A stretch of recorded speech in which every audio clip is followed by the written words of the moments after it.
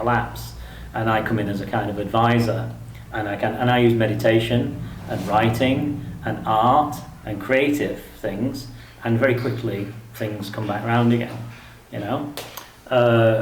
And yet we don't value creativity anymore. We don't value art anymore, you know, and literature and so on. And meditation, like I say, is the key to this. But it's not just kind of like a materialist mindset. It's placing the value of our lives in things that have no value.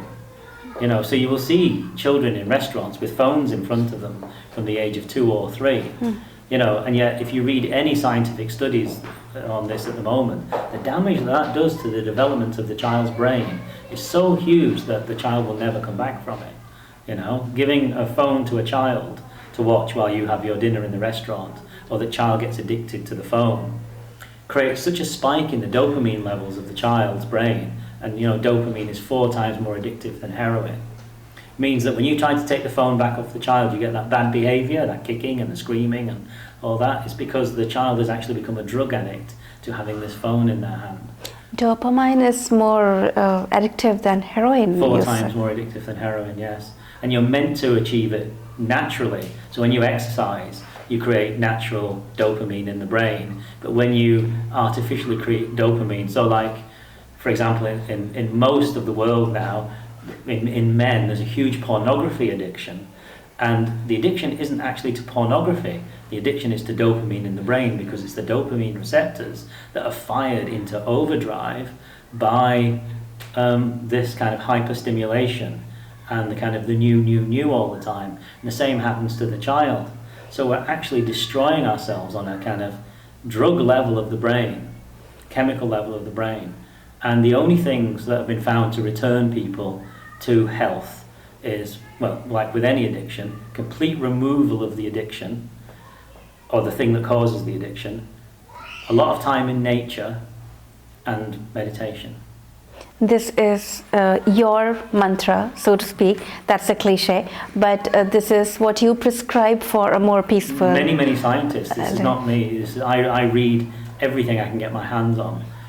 So just because I come from, you know, what we might call, you know, spiritual world, spiritual teachings and things, doesn't mean to say that I'm anti-science in any way. Science is part of life. But yoga is the science of life, you know, that's what we would call it in India. In West, they think yoga is something new age, but actually science is new age. What they call science is only 400 years old, Newtonian science. And it denies the existence of the soul, because anything it cannot see, it thinks doesn't exist. Whereas here in India, although you wouldn't know it now travelling through India, that there was ever a 10,000-year-old Vedantic science or science of yoga, you know, really, not in everyday life. We don't need that old stuff anymore. We've got KFC now, and we have mobile phones. So you feel that India is in danger of... real peril. It's in real danger. Yeah, real peril. Of crass materialism. No, of killing itself. I mean, suicide is suicide, whether you put a gun to your head and blow your brains out and poison yourself, or whether you poison yourself over 40 years, it's still suicide. You know, if you ate KFC for 40 years, you've killed yourself just as easily as putting a gun to your head. You know? Suicide is suicide. Mm-hmm. Do you suggest these yoga programs for students now that exams are just around the corner, and this is going to be the final exam and the board exams, lots of stress for children, and you have children, I mean real children, committing suicide, children as young as 10, 12, actually trying to kill themselves. Well, so again, you know, I always ask the questions I'm not supposed to ask. I've been a real troublesome person my whole life. I'm the person, I think, like you, I get this sense, because of you with journals and things, you always have to ask the uncomfortable question, you know, the question that nobody else is asking. How else are you going to get the truth of something? And yes, sure, the stress on these children, but if we look at it as if that child has to do something about this stress, then we're not being loving adults, are we? We've created a system that puts stress on those children. We've created that system. The education authority has created that system, the government has created that system, and the parents are creating that system. Now, we can't change that overnight, but we can realise that we're doing it, and we can create better environments for our kids. So if you're a parent at home, create a better environment for your child. Take them out in nature, encourage them, not encourage them, but you actually have to go back and create a world with less screens in it, you know? Exercise. You actually have to understand nutrition and not just feed them pizza and chicken, and understand what a child's body needs and let them have that. A child at the age of 8 needs 10 hours sleep every night. If your child isn't getting 10 hours sleep, you are abusing your child, quite honestly. So most of what passes for normal life is actually child abuse.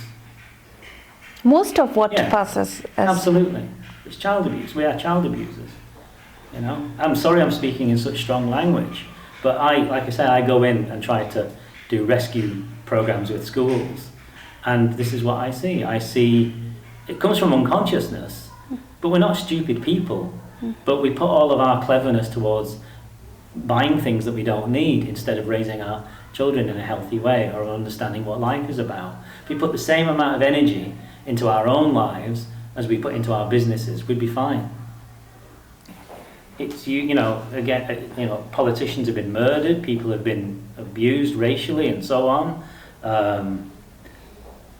All these terrible people are coming from other countries to steal, what is ours, and no truth in the history books of the schools or anything. That everything that Britain owns has been stolen from other countries for 1,000 years, and now it believes that by cutting off from the rest of the world, it can somehow be that Great Britain again. It's these are the stories that we make up in our own minds. And if a country can do that, then people as individuals do exactly the same thing. And then we project those things through our children. So we have to get aware of what we're doing. One question that we never ask is, are we the bad guy? Are we causing the problem? It's always, if that country over there behaved and did things our way, our values, then they would be okay, but they don't. So now that you are our enemy, we will blow you up. This is how we operate. And we can go on like that, and we will last about another 60 or 70 years as a species. And, the world hasn't got long left. The human world has not got long left. And we can fight and deny all that, and we'll just fade away. Or we can actually start becoming conscious. And I don't mean in that fake, liberal, wishy-washy sort of way, because that's just equal nonsense. It's not right-wing, left-wing. It's live or die right now. I really like that quote, not right-wing, not left-wing, it's live or die. It is. And if you and anybody who tries to divide us into left-wing, right-wing... Have you ever seen a bird fly with one wing? It can't do it, right-wing, left-wing. Right? We're talking about a whole bird here. The whole human race. Not just the human race, but all of animals, planet itself, So this is all huge things we're talking about, but it starts in the smallest way.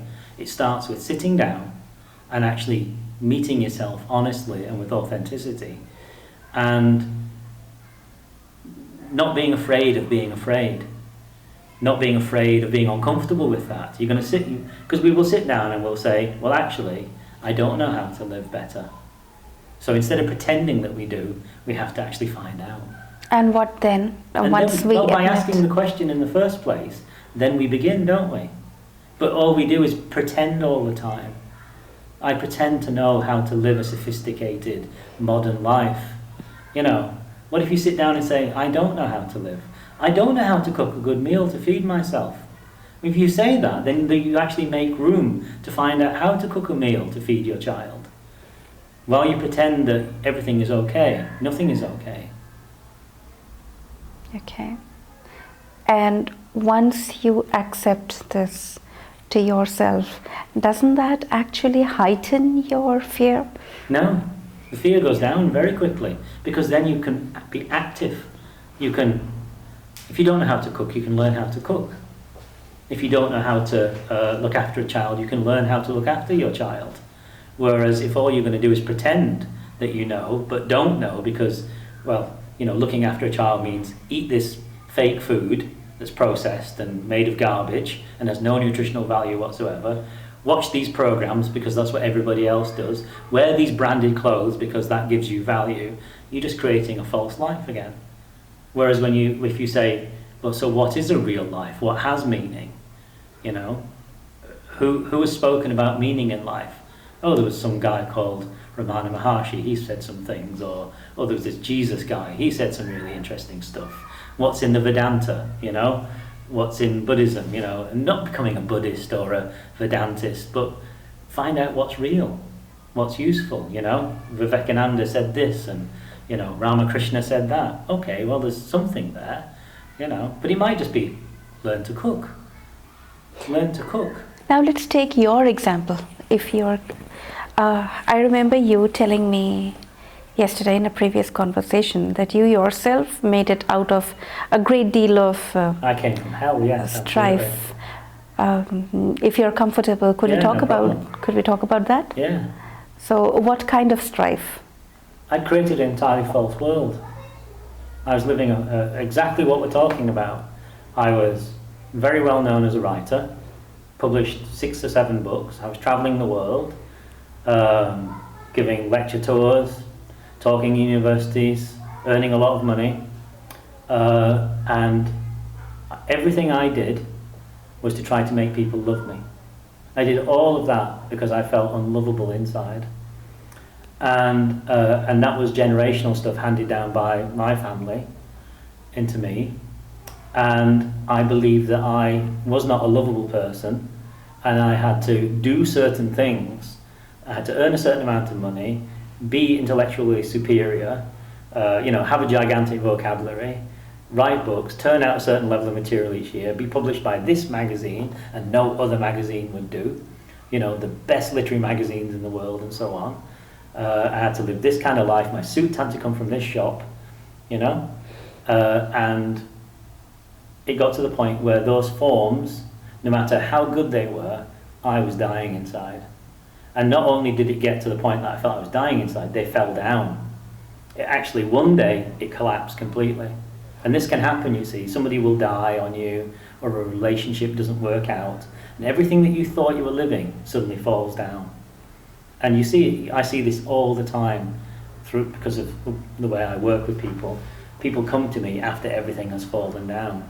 I'm sure you must know people who they got divorced or their partner died, and then they say, well, my life wasn't real. I don't understand what my life was about. Where did it go? If it went away, it wasn't real. If it can go away, it's not real. It completely collapsed, and so I had to begin from zero, complete zero. I didn't know how to put one foot in front of the other, really. I had to admit that I didn't know how to love people. I had many, many relationships, but I actually had to admit that I had no idea how to love anyone. I had no idea how to earn money. Not really. I had no idea how to be true to myself in any way and live a life that had any meaning at all. And so I began with the only thing that I knew, which was a poem, of all things. There's a poem by D.H. Lawrence that I've loved my whole life, and there's a few lines in it, and it says, "All I want of you, men and women, is that you shall achieve your own beauty as the flowers do." And that was my starting point, those lines. And then I thought, well, Jesus said this in the Bible, and the Buddha said that. I better have a look. Is there anything real there? And slowly, I learned about my own life. And you completely changed what you were doing, which, according to you, was working. You were successful. You were a very successful writer. You were earning loads, and you just. And the prestige was incredible. Quite honestly, recognised in the street in some places. But it didn't turn out to be enough. Garbage. You couldn't give it me back. I would run away. If you tried handing it me now, I would run away from it. I get offered things still now because of this work. People offer me all sorts of things, and I say no. Quite a lot. Because, imagine there are people, even in this world, we call it like the spiritual world or whatever, you write a book, and then you spend your entire life giving the same talk over and over again, and you have to laugh in the same places until you have variations of jokes and things, and the rest of your career is just to tell that same talk over and over again. Kill me now.